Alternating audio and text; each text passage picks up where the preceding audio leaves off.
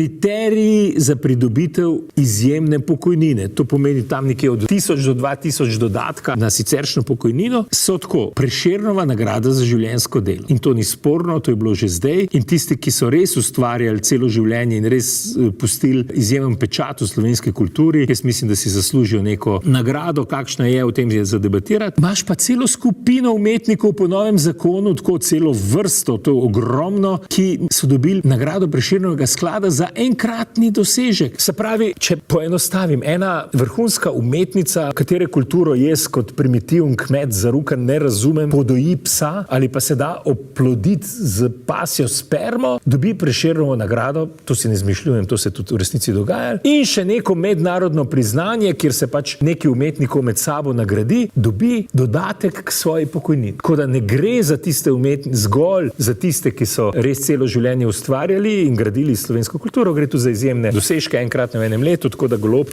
kaj dela? Laže. Glejte,